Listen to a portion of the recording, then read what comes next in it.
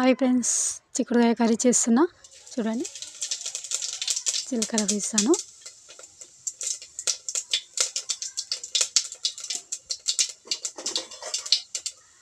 ఇప్పుడు ఉల్లిపాయలు తీసుకుంటున్నాను. చిన్న సైజులో 2 కట్ చేసుకున్నాను.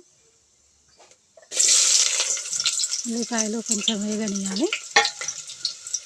ఉల్లిపాయ వేగాక కొద్దిగా వేగిన తర్వాత పసుపు తీసుకుంటున్నాను.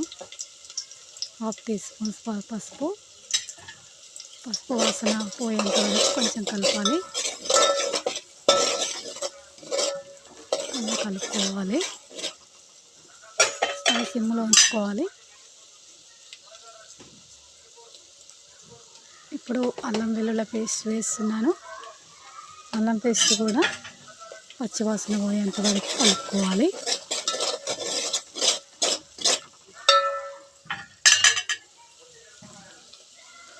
ఇది కలుపుకున్న తర్వాత నేను ముందుగా చిక్కుడుకాయ కట్ చేసి పెట్టుకొని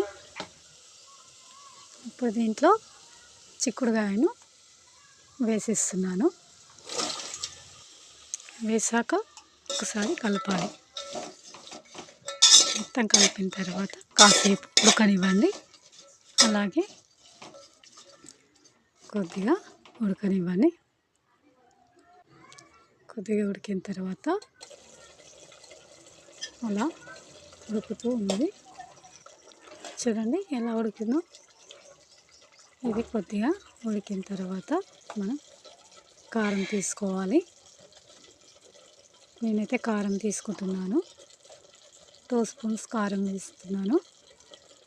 చూడండి, సాల్ట్ 2 స్పూన్స్ వేసుకుంటున్నాను.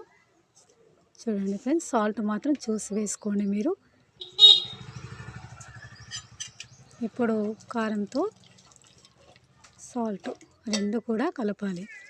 కలిపి కొద్దిసేపు అలానే ఉంచండి. అది ఉడికిన తర్వాత మెంతి కూర వేస్తున్నాను. మెంతి కూర వేసి కలపండి. కలిపాక కాసేపు ఆగి కొత్తిమీర కూడా వేసేయండి. నేనైతే కొత్తిమీర వేస్తున్నాను. ఇప్పుడు కొత్తిమీర వేసి కలపండి. కలిపి ఉంచండి.